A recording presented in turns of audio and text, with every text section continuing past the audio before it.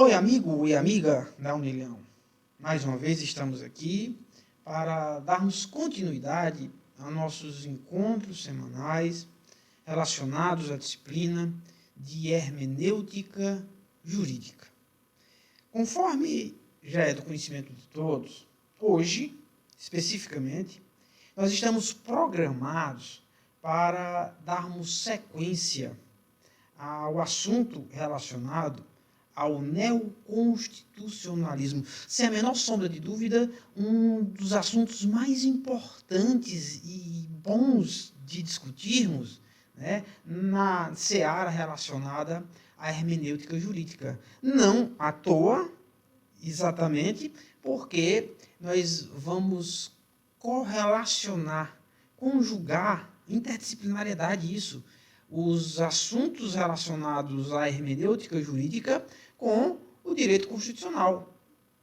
Hermenêutica constitucional, obviamente, significa a interpretação, a ciência da interpretação da Constituição. Como se pode, como se deve interpretar a Constituição?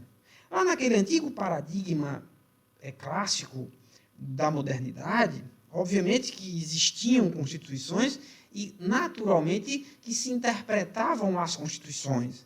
Contudo, a partir do paradigma da pós-modernidade, né, nasce uma nova forma de interpretar a Constituição. Nasce uma nova posição de maior destaque que a Constituição e o direito constitucional passam a ter dentro do universo do direito. É a isso que se chama de neoconstitucionalismo. Na videoaula passada, nós nos dedicamos essencialmente a apresentar como foi esse processo de formação do neoconstitucionalismo. E aí, só recapitulando o que foi dito naquele momento, nós partimos da crise da modernidade. Todo aquele otimismo, toda aquela florescência que o iluminismo trouxe, que a modernidade trouxe para a humanidade, ela, em um certo momento, entra em crise. É a crise, a chamada crise da modernidade, que dá lugar a uma nova forma de ver o mundo, um novo paradigma. O paradigma da modernidade é o paradigma metafísico, é o paradigma científico, onde o cientista, o observador, o sujeito, vai observar um objeto e desta observação ele vai trazer, criar o conhecimento, a verdade. Esse paradigma, filosoficamente falando, entra em crise, mas a crise é gerada propriamente por uma série de movimentos históricos, de ações, de consequências da história, notadamente a Segunda Guerra Mundial. No plano da Segunda Guerra Mundial, aquela Europa destruída, ela precisou se refazer, se reinventar. E um dos grandes traumas que restaram germinados dessa tragédia humana é o trauma do Holocausto, é o trauma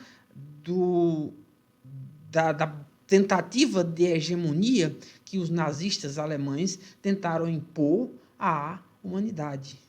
E, no plano jurídico, um detalhe é de extrema importância. Tudo aquilo que os nazistas fizeram no âmbito da Segunda Guerra Mundial, quando tomaram o poder, o próprio processo de tomada de poder deles é um processo eminentemente ilegal. Então, por mais paradoxal que pareça, é possível se afirmar que todas as ações dos nazistas é estritamente legal sob o ponto de vista do positivismo jurídico. O Holocausto tem uma base de legalidade. No aspecto jurídico, o grande trauma que resta posto desde a Segunda Grande Guerra Mundial. Então, isso faz nascer a necessidade de que se construa um regime onde o direito das minorias seja preservado. Esse regime, primordialmente é o chamado regime do Estado Democrático de Direito. É um modelo de Estado.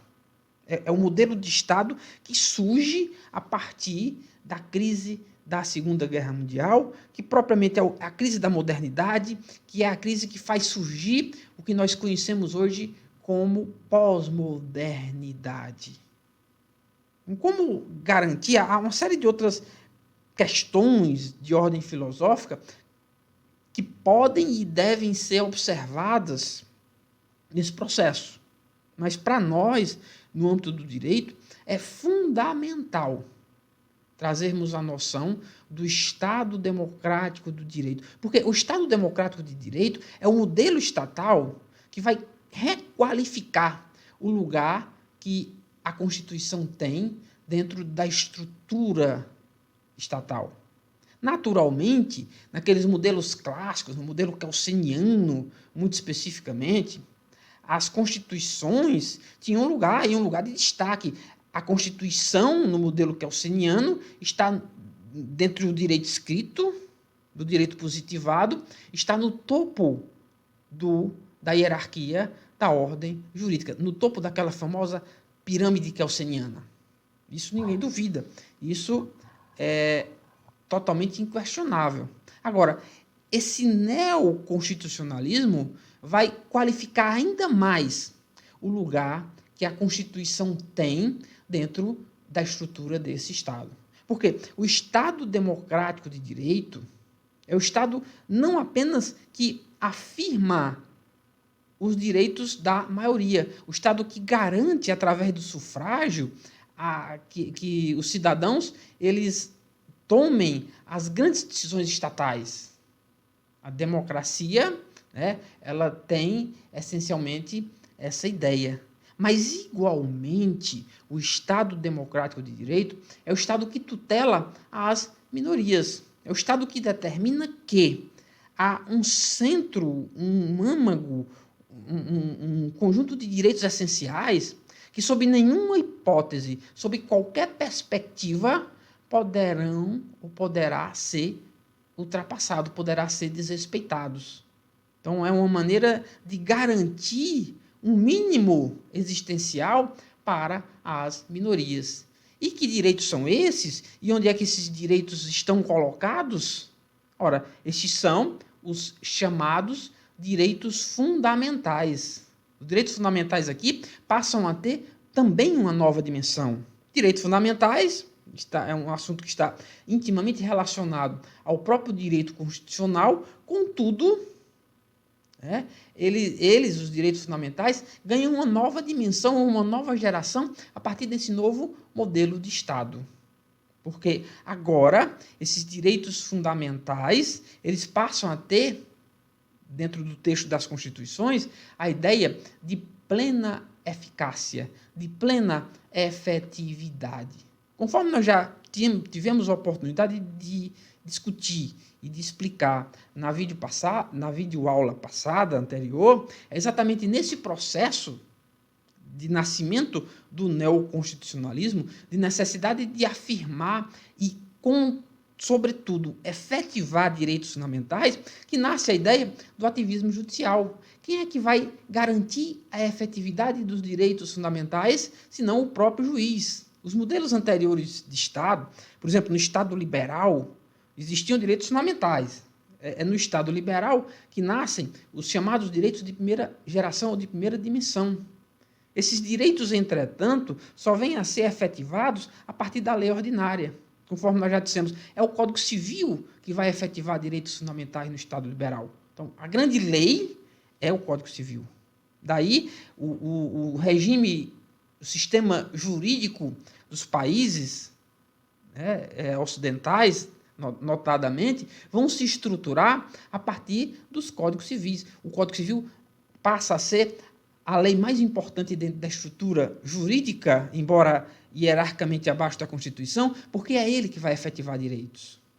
Agora, no neoconstitucionalismo, não há mais essa necessidade. Um direito fundamental afirmado é um direito que deve ter eficácia plena. Vejam, leiam a Constituição brasileira que vocês vão ver isso afirmado com todas as letras, sem nenhuma ressalva. Então, é esse o conteúdo do neoconstitucionalismo que vai conduzir a uma atitude mais ativista do próprio Poder Judiciário, porque é esse Poder Judiciário que tem a condição histórica, que tem a potestade ou poder para efetivar esses direitos fundamentais. E esses direitos fundamentais são afirmados exatamente para tutelar os direitos das minorias. Essa grande ideia da germinação do chamado Estado Democrático de Direito e do próprio neoconstitucionalismo. Basta dizer essas palavras para ficar claro que há uma nova dinâmica da Constituição, né, do direito constitucional, há um novo lugar, há uma nova interpretação, há um novo paradigma de todo o sistema jurídico calcado, fundamentado, a partir dessa nova perspectiva do direito constitucional. No final da aula passada, nós colocamos, né, uma inovação a respeito desse neoconstitucionalismo, que é a introdução de alguns princípios que devem ser levados em conta para a interpretação da Constituição.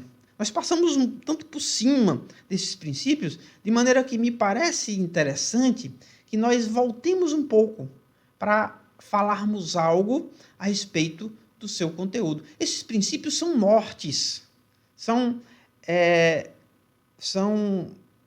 orientações por intermédio dos quais ou das quais o intérprete deve conduzir o seu processo de interpretação.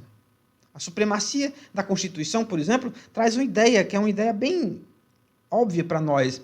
A Constituição tem uma supremacia na hierarquia das normas, mas mais que isso, o conteúdo, o resultado da interpretação tem que levar em conta a própria Constituição. O caminho do intérprete não é vir da lei ordinária para a Constituição, mas partindo da Constituição, do que já preceitua a Constituição, chegar ao conteúdo da lei ordinária e daí sacar, desvelar, uma palavra que nós usamos muito, desvelar o conteúdo daquela norma, a resposta para o caso posto. Então, é esse o sentido do princípio da supremacia da Constituição. Presunção de constitucionalidade das leis e atos de poder.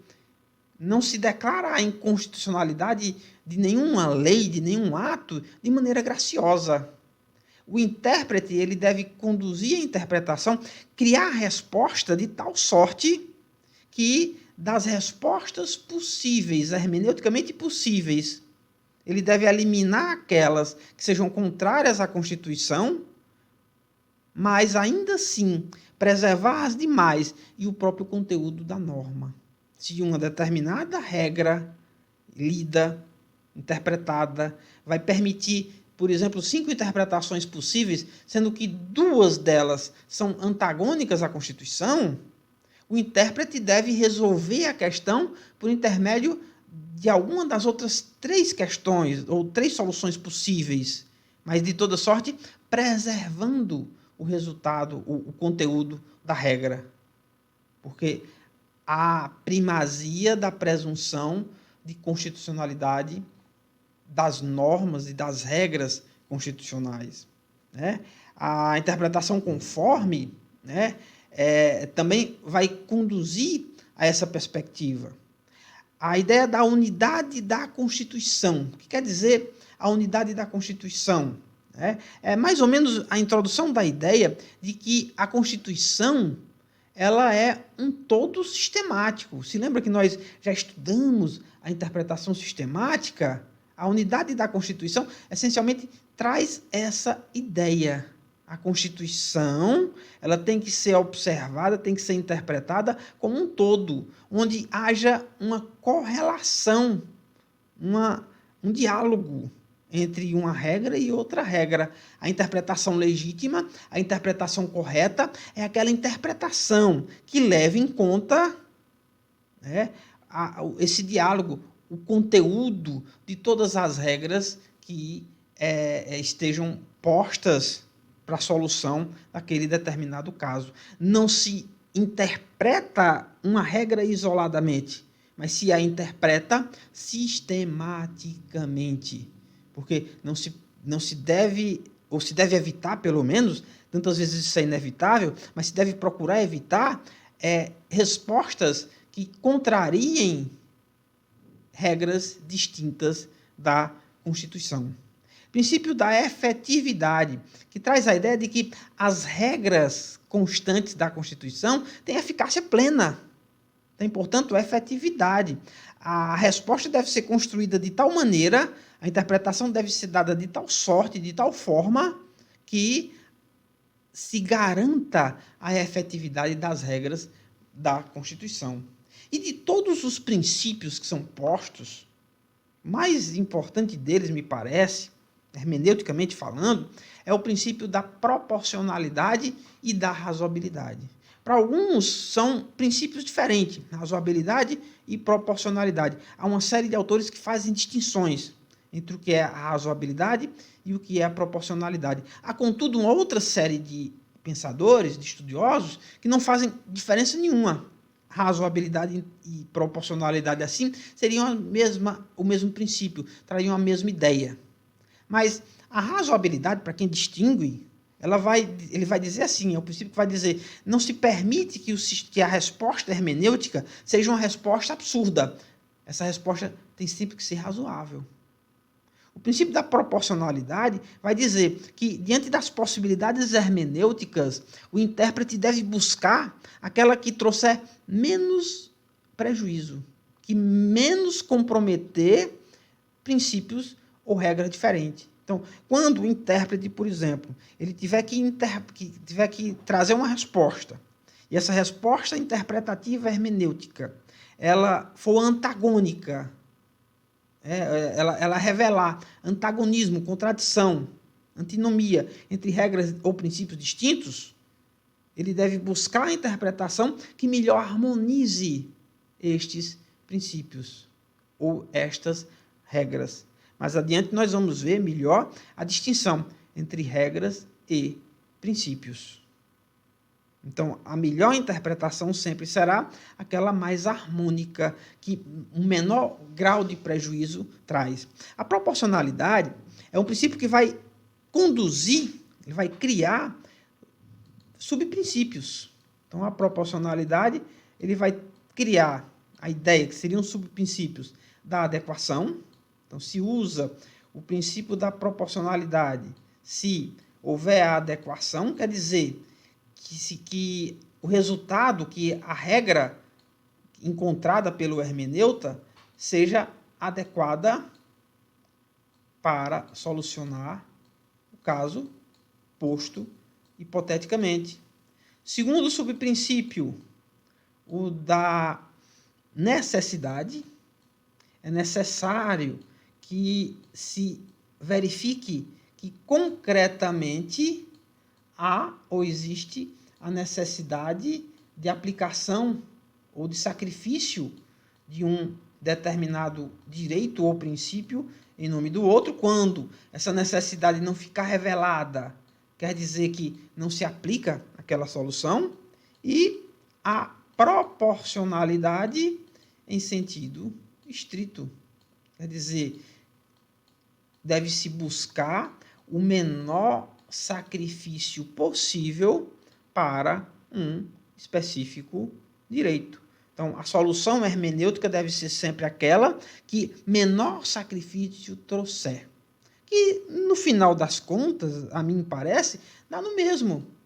Não se permite a decisão irrazoável. E aí, no final daquele nosso encontro passado, ficou uma pergunta. Na verdade, nós já respondemos, mas acho que cabe começar por aqui. Mas e então, aqueles métodos tradicionais, aqueles métodos modernos que foram estudados, eles são simplesmente olvidados, esquecidos, superados? Não, obviamente, nós já trouxemos essa resposta. A resposta é negativa, absolutamente. Esses métodos continuam sendo utilizados. Há um aporte a mais, que é o aporte desses princípios. Um elemento a mais que deve ser levado. Não só tem mais coisa, tem um tanto de coisa a mais, na verdade. Mas vamos começar essa nossa conversa exatamente estabelecendo essa premissa. Aqueles métodos tradicionais que nós estudamos, que está uma citação do Luiz Roberto Barroso, né? Aqueles métodos tradicionais continuam plenamente utilizáveis, devem ser utilizados nesse sentido. A propósito, né, nós já fizemos duas avaliações, uma avaliação parcial e uma avaliação AV1. E em ambas as avaliações, nós trouxemos decisões do Supremo Tribunal Federal Brasileiro, tem a ver com o neoconstitucionalismo, tem a ver com o neoconstitucionalismo também, porque são decisões relativamente recentes, portanto, que já sofrem a influência histórica desse neoconstitucionalismo, são decisões tomadas a efeito dentro do neoconstitucionalismo. A própria Constituição Brasileira, de 1988, nasce como uma Constituição pós-moderna, inspirada, francamente, diretamente na Constituição Portuguesa, né? Mas é uma Constituição, sem dúvida, pós-moderna, é uma Constituição, sem dúvida, neoconstitucional, é uma Constituição ativista, diria até mais, né? Nas linguagens do Canotilho, é uma Constituição dirigente. Mais adiante a gente pode, quando formos nos aprofundar ainda mais nessa questão do neoconstitucionalismo, nós podemos trazer mais algumas palavras sobre a ideia do que quer dizer uma Constituição dirigente e da crise dessa noção. Mas aí fica para depois. Para agora, é reafirmar que a ideia dessa nova, as palavras aqui do Barroso, para não perdermos mais tempo nesse quadro, a ideia de uma nova interpretação constitucional liga-se ao desenvolvimento de algumas fórmulas originais de realização da vontade da Constituição. É a novidade. Mas isso não importa desprezo ao abandono do método clássico. Analogia, princípios gerais, aquela questão da integração do direito. Nem dos elementos tradicionais da hermenêutica, aos métodos gramatical, né? Aquelas técnicas, há doutrinadores que vão fazer confusão com os conceitos de método e técnica, mas aqui ele está falando da interpretação gramatical, da interpretação lógica, teleológica, etc. Ao contrário, continua o autor, continuam eles a desempenhar um papel relevante na busca de sentido das normas e na solução de casos concretos. Relevante, mas nem sempre suficiente. Olha, essas técnicas são utilizadas, não tenha dúvida, mas, adverte o Barroso, nem sempre são suficientes. Aqui entra a distinção do caso fácil, né, e do caso difícil. Nós já tivemos a oportunidade de tratar em outros momentos. No positivismo jurídico existe o caso fácil, existe o caso difícil? Sim, existe. Nós já trouxemos isso com relação a Hart, nós já trouxemos isso com relação a Kelsen. Na pós-modernidade, obviamente, continua existindo o caso fácil e o caso difícil. A diferença é a forma, a maneira através da qual se vai lidar com o caso fácil e com o caso difícil. O próprio conceito do que é caso fácil e do que é caso difícil.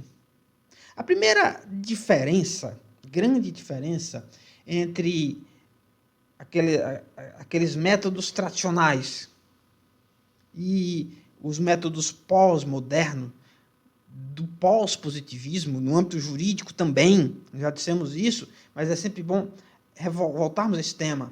No âmbito jurídico também, o positivismo jurídico foi superado depois da modernidade. A pós-modernidade traz as chamadas teorias pós-positivistas, que dizem muitas coisas, diferentes umas das outras, inclusive, mas que notadamente vão comungar com ideia, que é a ideia da superação do positivismo jurídico. Então, essencialmente, o que é que as teorias pós-positivistas têm em comum? A ideia da superação do positivismo jurídico. Mas a primeira questão que muda é o lugar do intérprete, do hermeneuta. O hermeneuta, naquelas escolas tradicionais, essencialmente tem uma postura passiva. Olha, como era a postura do hermeneuta na obra do Carlos Maximiliano, de quem nós falamos tanto aqui no Brasil, ele quem melhor apresenta aquelas técnicas. Tem a ver com a ideia de um italiano, que nós já citamos em uma videoaula lá do passado, o Betti, que ele vai dizer assim, o que é que o intérprete faz? Nós falamos disso.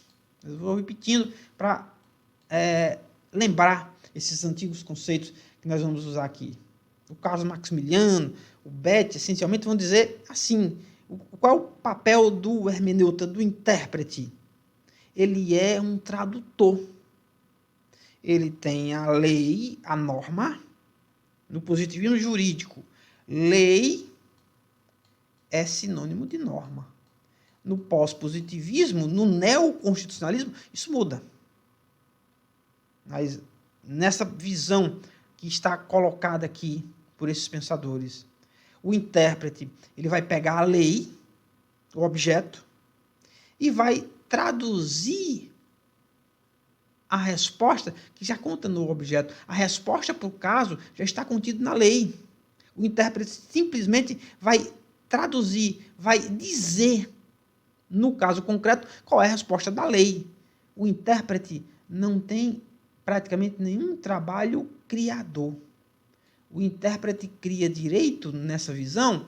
Não. O intérprete, essencialmente, não cria direito. Há exceções, sim. Nos casos difíceis, como faz? Cria direito. Mas, aí entra a doutrina do Hart, entra a doutrina do Kelsen. Mas a ideia central desses autores aqui que eu estou falando é que o intérprete não cria direito. Ele desvela, ele revela, ele traduz um direito que já pré-existia. Então, a lei sempre teve a resposta para um caso que irá acontecer para um futuro incerto. Não importa o tempo. Para qualquer tempo, a lei tem a resposta.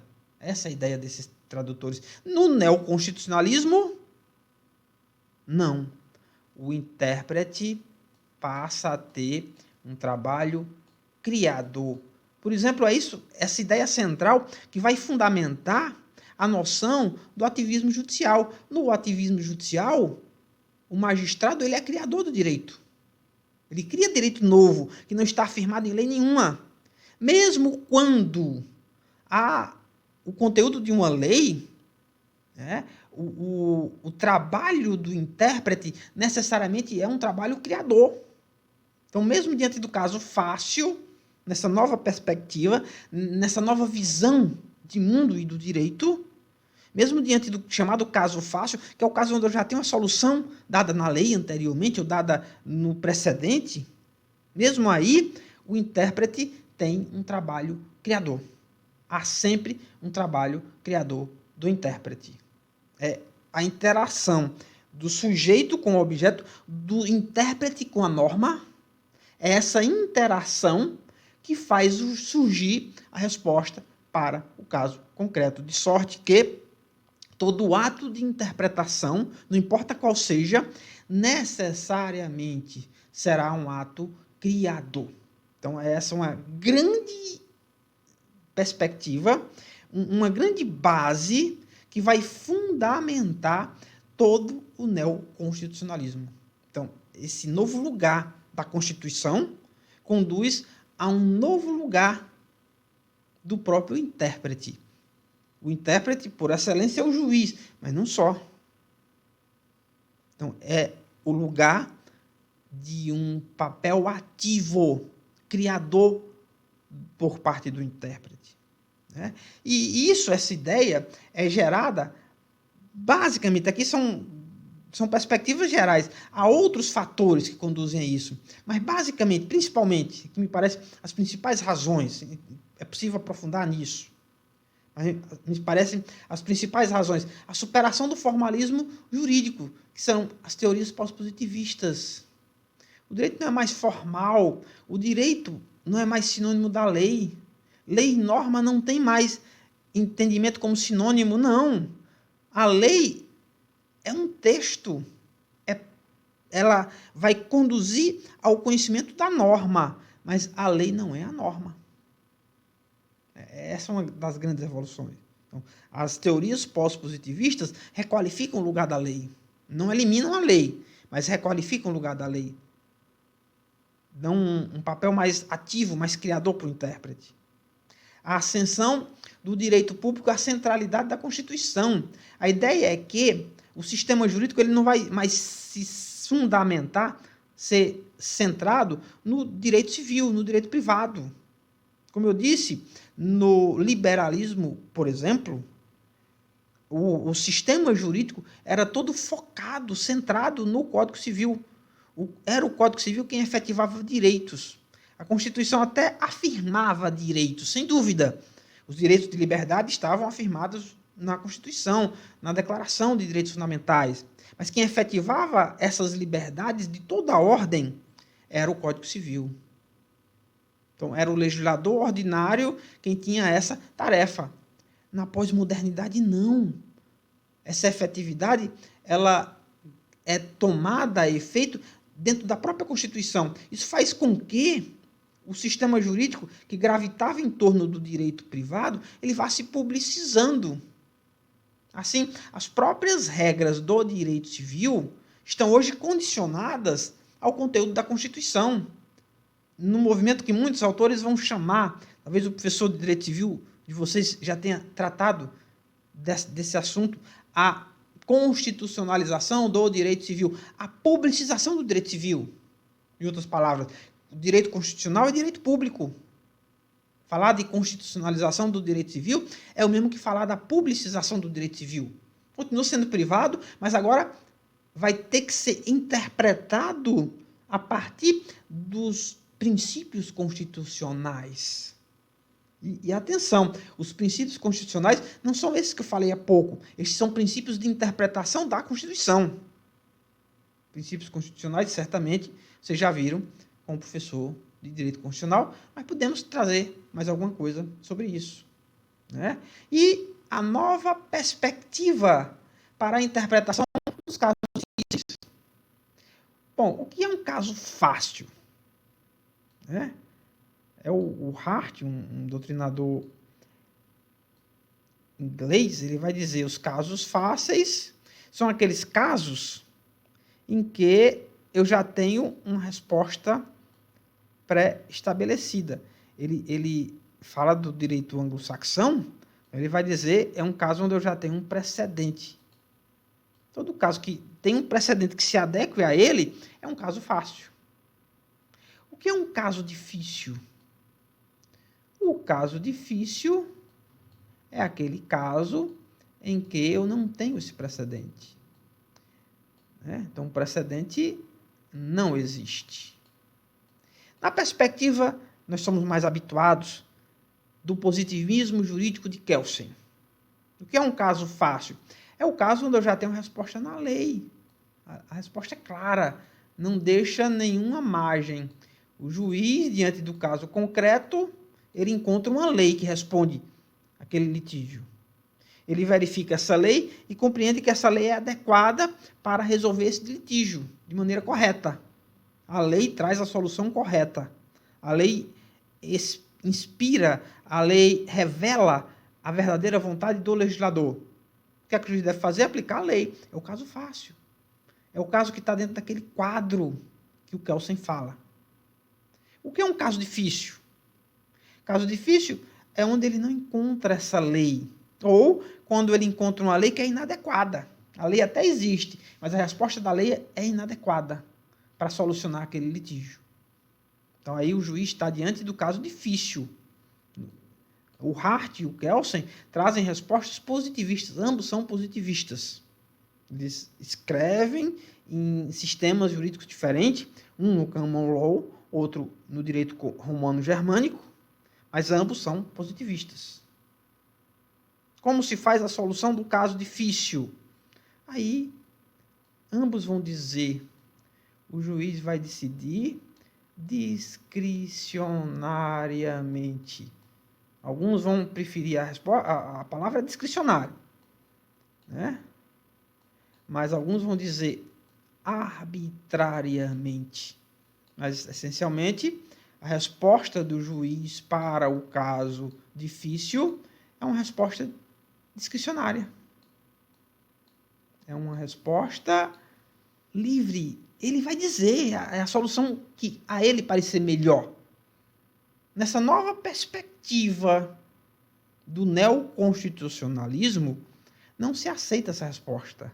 No pós-positivismo, não se admite essa discricionariedade do juiz.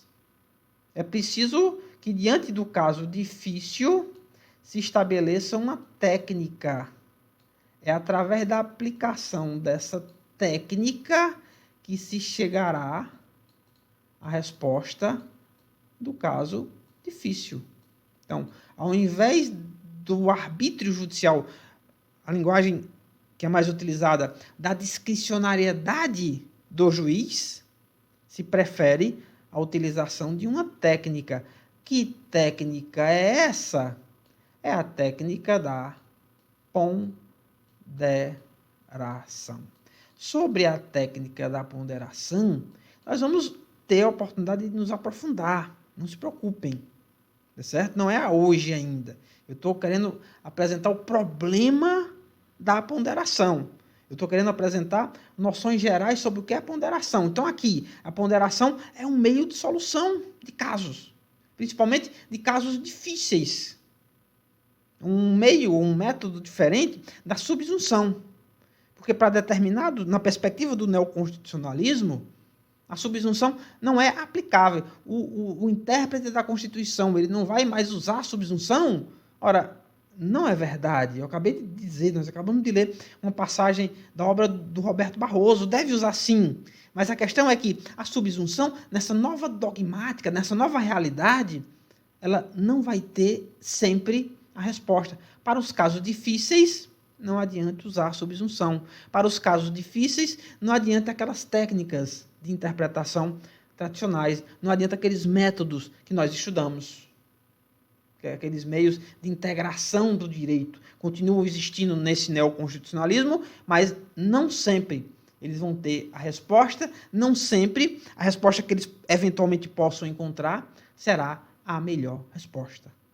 Mas agora nós já estamos começando a ver, né? A vislumbrar uma grande novidade nesse neoconstitucionalismo, que é a utilização da ponderação para resolver casos difíceis. Tá certo? Por que a subsunção ela não necessariamente serve para resolver os casos onde se faça necessário a interpretação constitucional? E no neoconstitucionalismo, tudo passa pela interpretação da Constituição. Eu dizer qual é o verdadeiro sentido de uma regra lá do Código Civil, do Código do Consumidor, da consolidação das leis do trabalho, do Código Penal, não importa. Para nós dizermos qual é o verdadeiro significado de cada uma dessas regras, eu tenho que passar pela Constituição. Se lembre, por exemplo, da primeira avaliação. Era uma interpretação de um artigo do Código Penal.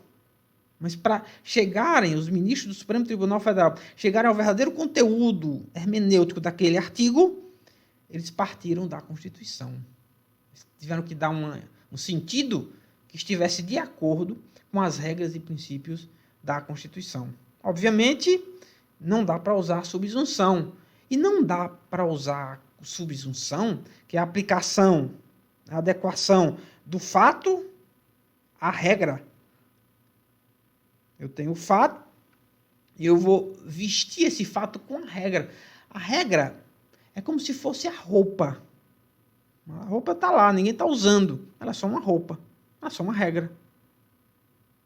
Então o juiz vai pegar o fato, a pessoa, o corpo de alguém, né, a uma determinada pessoa, e vai adequar aquela pessoa, os fatos, à melhor roupa, a roupa que melhor se adeque a ela.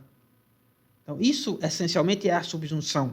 O juiz pega os fatos e adequa os fatos à norma. Ele veste esse alguém e vai ver qual é a roupa que serve para esse alguém. Acontece que, dentro da Constituição e mesmo para além da Constituição, mas muito especialmente dentro da Constituição, existe o que se chama de conceitos jurídicos indeterminados ou cláusulas gerais. Tá certo? Alguns vão fazer confusão entre conceitos jurídicos indeterminados, tá certo? Cláusulas gerais e princípios. Para muitos vai ser a mesma coisa. Então, há autores que vão apresentar essas três coisas como sinônimos. Nós aqui vamos distinguir uns dos outros. Me parece mais didático fazer essa distinção. Então, existem as cláusulas gerais que vão se distinguir, vão se dividir em conceitos jurídicos indeterminados e princípios. Cláusulas gerais são gênero, conceitos jurídicos indeterminados, princípios são espécies de cláusulas gerais. Então, conceitos jurídicos indeterminados e princípios são cláusulas gerais. Porque cláusula geral é o gênero. Agora, conceito jurídico indeterminado tem um sentido. Princípio tem outro sentido. Conceito jurídico indeterminado são aqueles conceitos que não têm objetividade suficiente para que o intérprete tenha a sua verdadeira dimensão, o seu verdadeiro conteúdo. Nós entendemos o que ele significa, mas ele não tem um conteúdo mais concreto. Interesse público, ordem pública, segurança nacional, por exemplo, são conceitos jurídicos indeterminados. Então, muitas vezes, a Constituição, mas também a legislação ordinária, vai dizer, olhe, a solução é aquela que melhor atende ao interesse público. A supremacia do interesse público sobre o interesse privado, por sinal, né, ela é afirmada implicitamente, é um princípio que é afirmado na própria Constituição. Mas o que é interesse público? Ora, no interesse público eu entro no conceito jurídico indeterminado. Só diante do caso concreto eu sei o que é interesse público. O que são princípios? Princípios são valores que fundamentam o sistema jurídico, inclusive o sistema jurídico positivado. Nós vamos ver mais adiante, quando formos apresentar a teoria do Working, quando formos apresentar a teoria do Robert Alex, que nessa nova dinâmica, nesse neoconstitucionalismo, as normas, eu já disse, né? Norma não é sinônimo de lei. Porque a norma, nessa nova visão, ela vai se distinguir, ela vai se dividir em duas partes. Eu tenho a regra e eu tenho o princípio. Em geral, a regra é o que está escrito. Às vezes eu preciso conjugar mais de uma regra para compreender o sentido da norma. O princípio é o valor que fundamenta essa regra. A validade da regra pressupõe um princípio. A existência de um princípio. A defesa, a afirmação de um princípio. E o princípio remonta a valores. Não são sinônimos. Os princípios não são sinônimos de valores, mas os princípios possuem valores. Cláusulas gerais e princípios, conceitos, melhor dizendo, conceitos jurídicos indeterminados e princípios, tem essa dinâmica.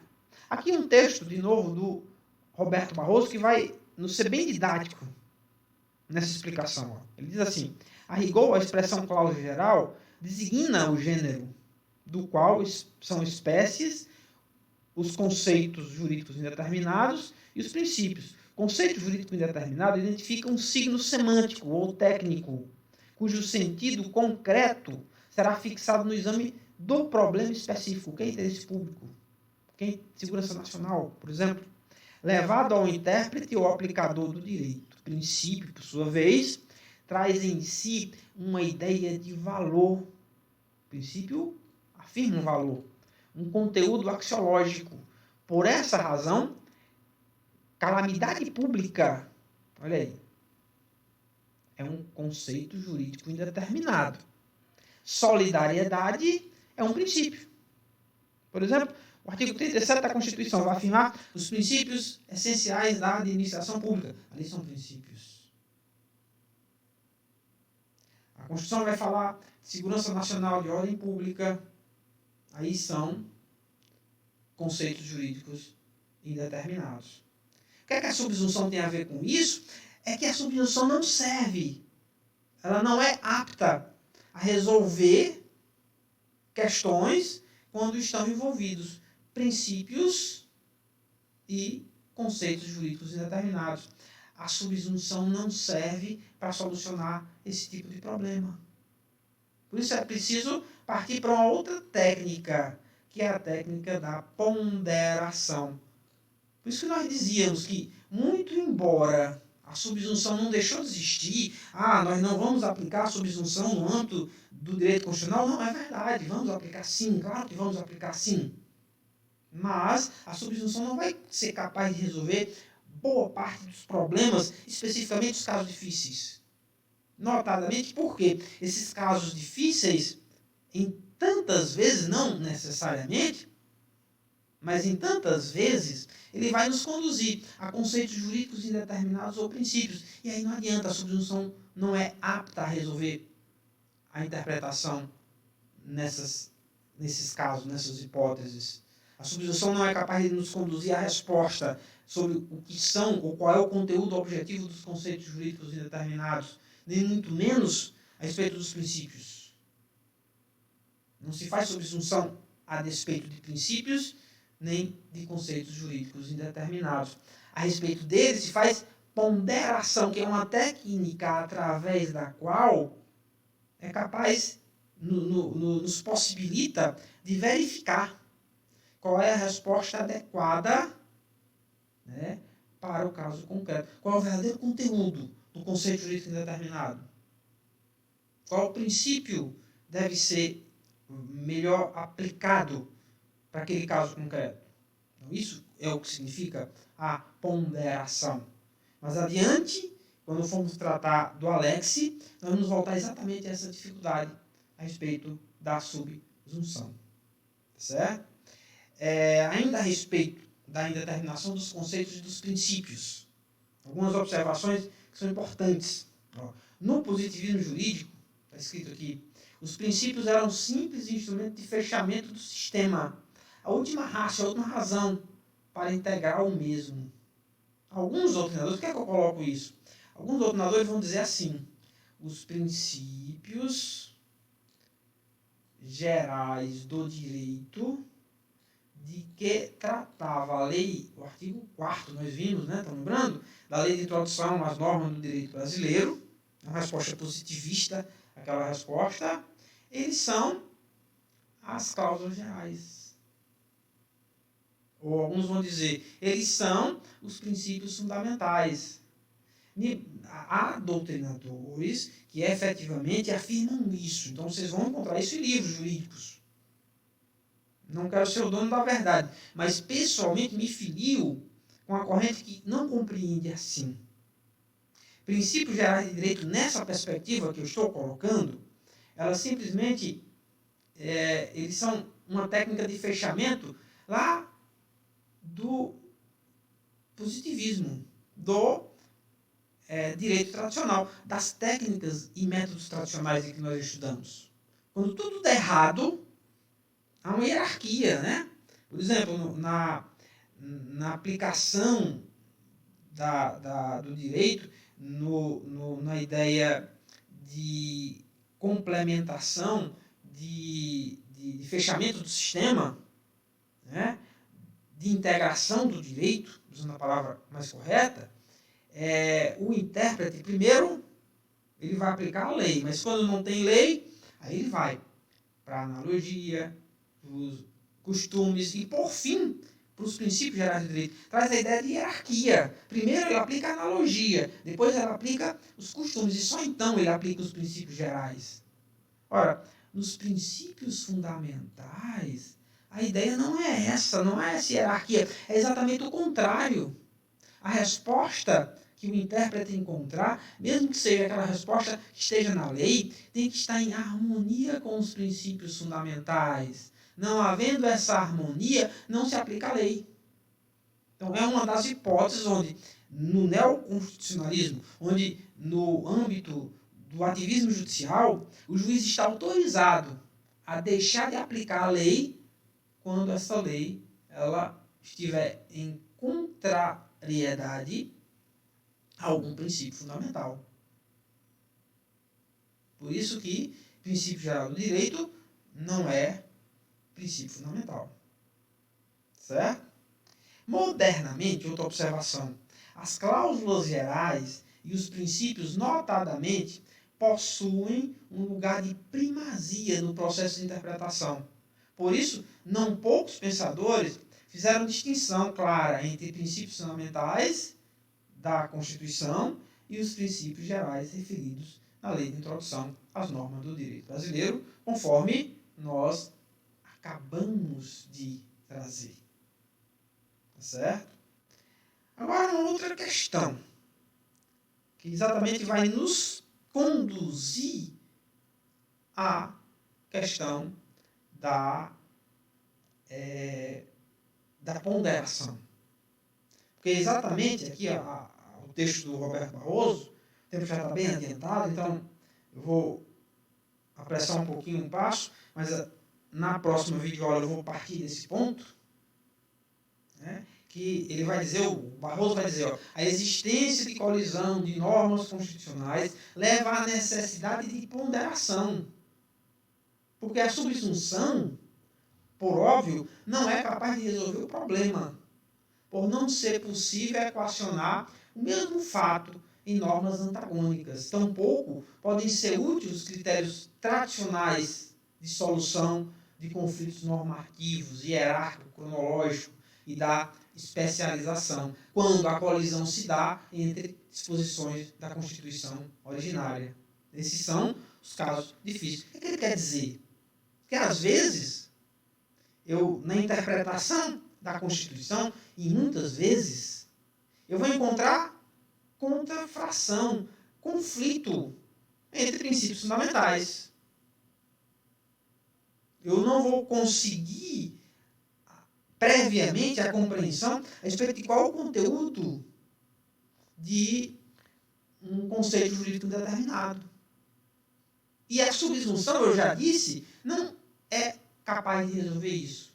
Por isso que eu tenho que partir para a ponderação.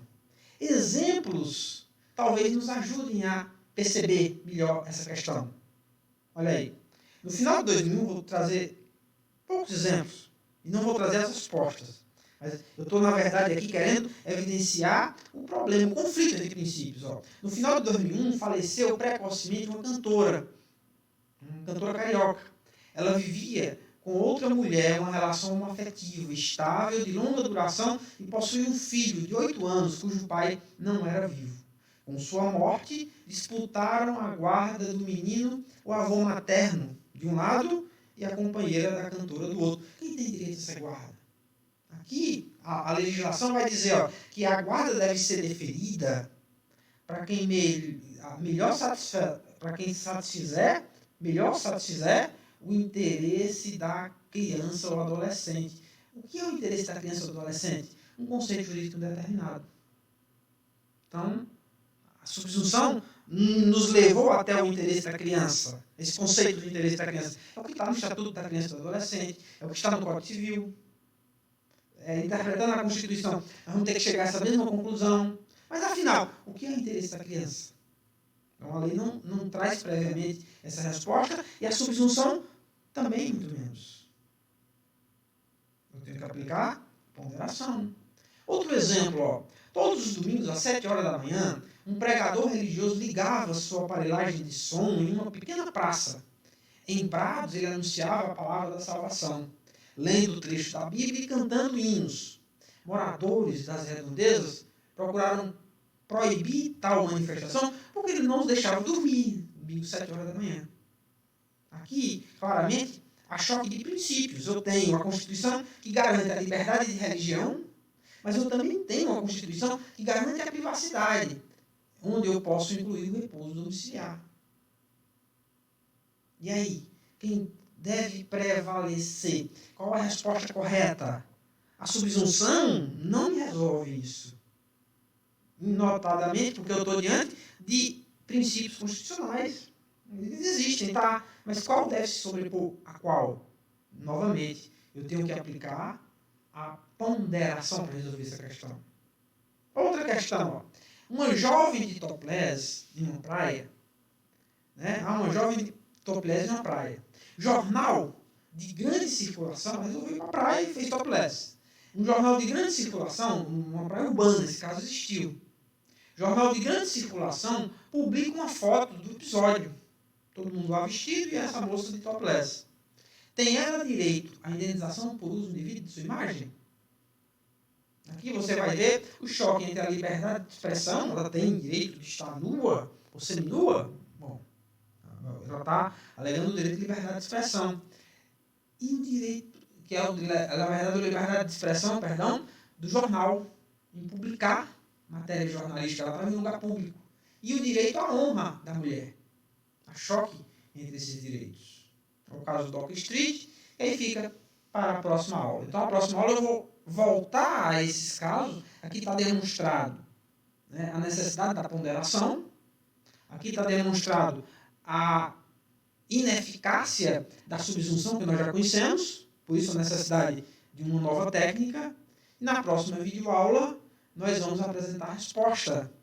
A resposta da ponderação, como se faz a ponderação, mas também a resposta destes casos e de outros mais que nós vamos apresentar. Na próxima aula vamos ter muitos exemplos para podermos aplicar a esses princípios, a ponderação para esses casos. São exemplos de decisões que realmente existiram, de casos concretos que efetivamente existiram. Por enquanto, eu desejo que todos fiquem bem, todos estejam em paz, tá certo? Hoje, essa semana, vai ser só a apresentação da videoaula e as dúvidas que eventualmente vocês tenham para serem tiradas nos horários respectivos das nossas aulas, mas também em outro momento que vocês achem necessário. E nos encontramos, né, na sala de aula virtual, e nos encontramos na União, no Zoom, etc.